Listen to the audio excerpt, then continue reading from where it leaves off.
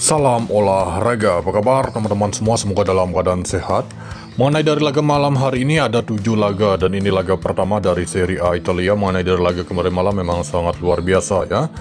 Mempertemukan tuan rumah Fiorentina menghadapi Lecce. Terlihat di laga ini tuan rumah Fiorentina diprediksi akan menggunakan formasi 4-2-3-1 ya. David De Gea masih dipercaya menjadi penjaga gawang.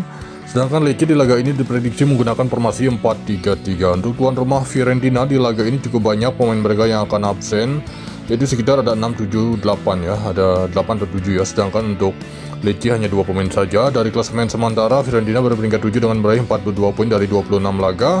Sedangkan Lecce berada peringkat 16 sementara. Untuk laga ini menurut versi saya sendiri, nampaknya Fiorentina akan mampu meraih kemenangan di kandang saat menghadapi tim tamu Lecce. Selanjutnya di laga yang kedua saya membahas pertandingan tuan rumah Real Valladolid menghadapi Las Palmas. Di laga ini terlihat tuan rumah Real Valladolid diprediksi akan menggunakan formasi 4-4-2, sedangkan Las Palmas menggunakan formasi 4-3-3. Tuan rumah Valladolid di laga ini ada 4 pemain mereka yang akan absen, begitu juga dengan tim tamu Las Palmas ya dari klasemen sementara yang nampaknya pada papan bawah. Las Palmas peringkat 17, Real Valladolid peringkat 20 dengan meraih 15 poin dari 25 laga ya, juru kunci dari La Liga Spanyol ya. Jadi untuk laga ini menurut versi saya sendiri kemungkinan besar laga ini bisa imbang ya, laga Valladolid menghadapi Las Palmas.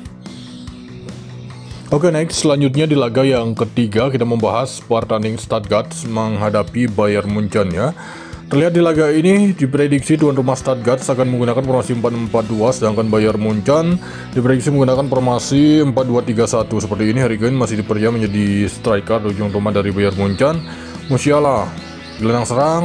Seperti yang kalian ketahui ya, Bayern Munchen saat bermain tandang tidaklah begitu baik dari forma, hanya bagus bermain kandang saja.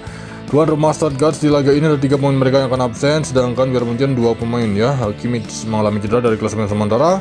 Tuan rumah Stuttgart berada peringkat 7 dengan meraih 36 poin dari 23 laga. Bayern Munchen berada peringkat 1 dengan meraih 58 poin, hanya sisi 8 poin dengan Bayern Munchen. Kemungkinan besar laga ini imbang atau selisih 1 gol untuk laga Stuttgart menghadapi Bayern Munchen.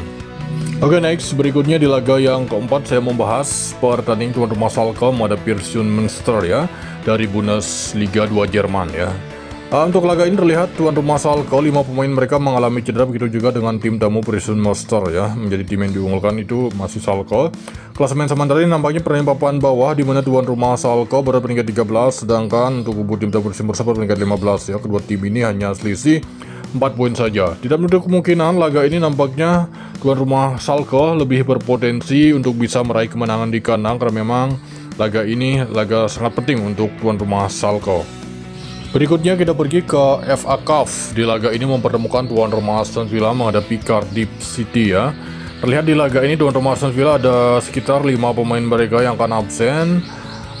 Sedangkan untuk kubu tim tamu Cardiff di laga ini ada 4 pemain ya. Jadi untuk laga ini setelah mempertimbangkan menurut versi saya sendiri, memang Aston Villa nampaknya akan mampu meraih kemenangan di kandang, mengingat Cardiff ini adalah tim dari divisi 2 ya, atau English Championship.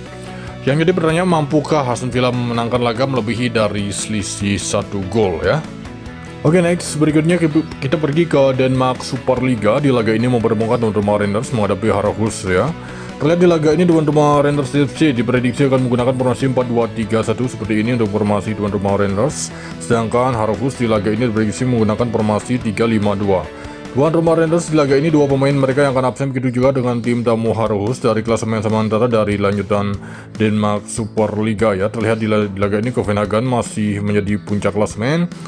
Tuan rumah Randers berada di peringkat 6 dengan meraih 31 poin dari 19 laga, sedangkan Aarhus berada peringkat 3 dengan meraih 34 poin dari 19 laga.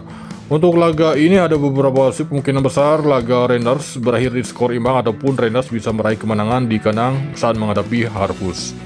Oke, baik, berikutnya di laga terakhir saya membahas pertandingan Sligo Rovers menghadapi St. Patrick yang menghadapi Sligo Rovers ya.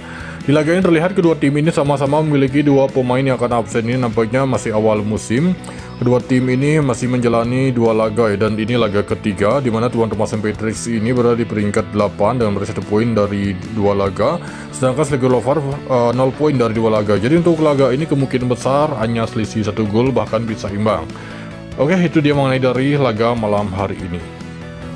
Oke baik, itu dia mengenai dari laga malam hari ini. Terima kasih, salam olahraga.